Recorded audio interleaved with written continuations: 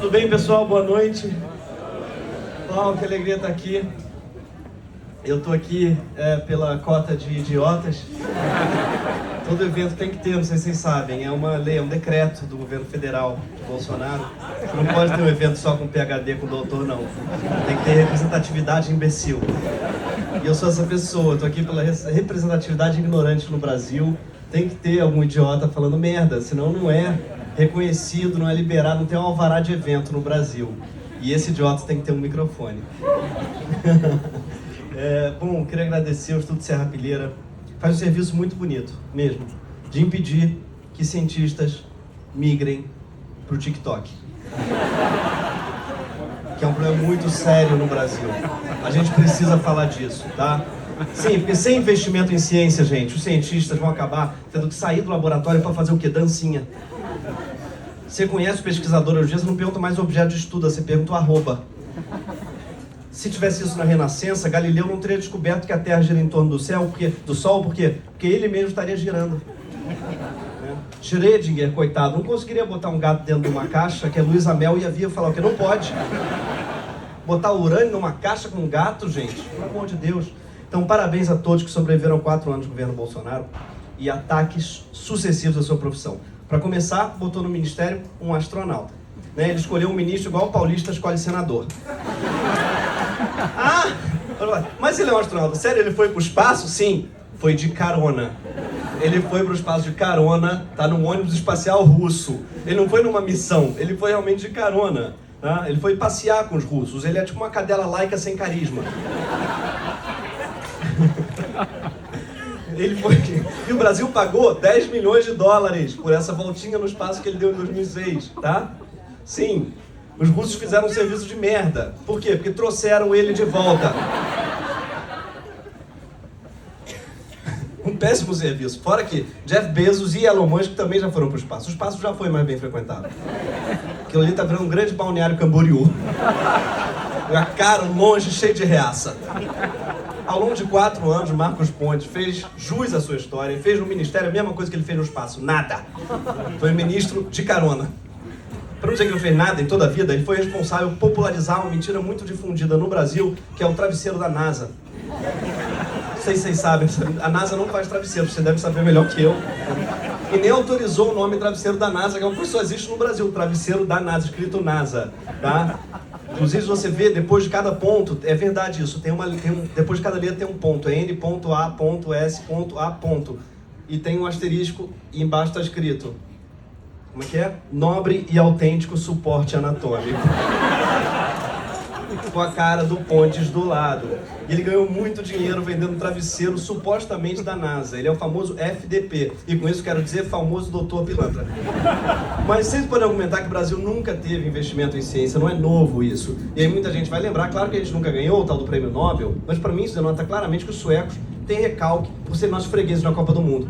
Sim, porque muito antes de a gente perder de 7-1 para a Alemanha, já tinha ganhado 7-1 da Suécia em 50. Ou seja, tá 0-0, mais ou menos. Sim, eu estou tratando os louros todos como se fosse o mesmo país, porque eu pratico colonialismo reverso. Mas a gente mereceu muitas vezes o prêmio Nobel, diversas vezes. O Brasil teve o grande César Lattes, que inventou uma plataforma virtual para cientistas colocarem currículo. Isso não é digno de nós, é maravilhoso. E antes da internet, ele inventou um LinkedIn de esquerda. Não, Lattes não foi só isso, deve saber, foi o físico. Junto com seus colegas descobriu o Meson Pi. E eu espero que todos vocês saibam a importância disso, porque eu não faço ideia. Eu sei que foi muito importante para física, para química, eu não sei, tanto faz na verdade. Desculpa, eu peço desculpas. Eu sou uma pessoa fruto da falta de investimento em ciência no Brasil. O resultado da pesquisa do Lattes ganhou o Nobel mais de uma vez. Mas o próprio não, porque não foi ele que assinou. Né? Então, no fim das contas, ele não levou nunca o Nobel. O cientista no Brasil é tipo um botafoguense. Solitário e injustiçado. Daí talvez o interesse do João Moreira Salles pelo assunto.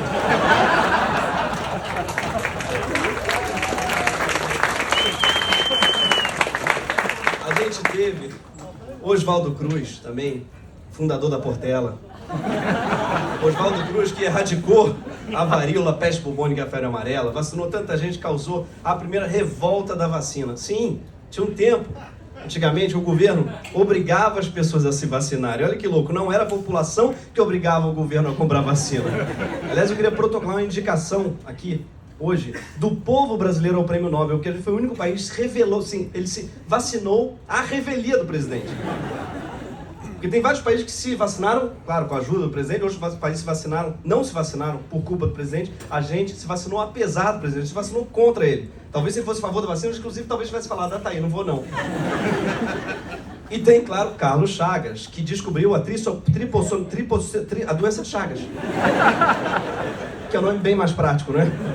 E eu tenho pena dele, porque deve ser uma merda ser cientista, você descobre uma doença, e você fica o tempo todo associado a uma doença que você não tem. Não é? É tipo o Édipo, coitado, não tinha complexo. Nem conhecia a mãe dele.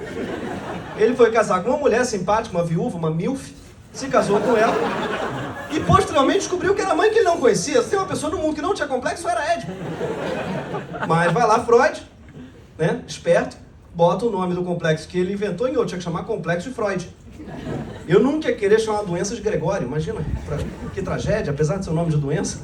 Eu ia pedir pra botar outro nome. Tem como chamar de Paulo Guedes? Mas o Nobel parece que é uma sina, não é? Sim, no Brasil. Porque tem, sim, um brasileiro que ganhou o Nobel. A gente esquece dele porque, quando ganhou, já não era mais brasileiro. Peter Medawar, não é? Que nasceu no Brasil, mas foi estudar na Inglaterra com 15 anos. Quando fez 18 e teria que vir para o Brasil se alistar, falou, não vou, já estou estudando aqui, já estava no mestrado na época, foi muito precoce, então se ele viesse, ele perdia a nacionalidade brasileira. Ele tentou ainda diretamente negociar com o chefe na época do exército, os pais dele ligaram, o chefe era Eurico Gaspar Dutra, que depois veio ser presidente, tem como ele não se alistar, ele está aqui já numa pesquisa importante, ele falou, não, tem que vir aqui para o Brasil pintar meio fio. Ele falou, não está valendo a pena, querido, e assim o Brasil perdeu. Ou seja, se o Brasil não tem um prêmio Nobel, é culpa também do Exército, sobretudo. E falta muita gente nessa lista. Vital Brasil, Juliano Moreira, Anísio Silveira, Graziela Marcel Barroso, José Leite Lopes, muita gente viva. Suzana Herculano Hauser. Contou o número de neurônios que a gente tem no cérebro, digo. A gente, pessoas normais, ela certamente tem mais. Eu fiquei feliz de encontrar, aliás, aqui deve estar talvez o Olavo Amaral, não sei. Fico feliz de saber que Deus levou o Olavo certo. Que ele continua entre nós. Vamos lá, Amaral,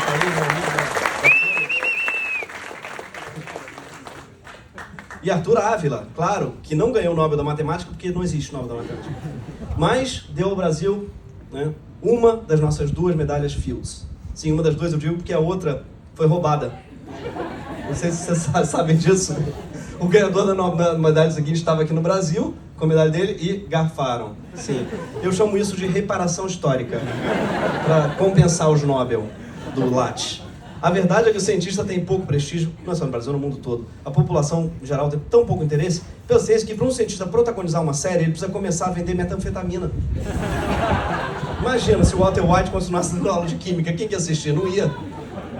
Recentemente, a gente viveu um novo ataque à ciência, às pesquisas, agora recentemente,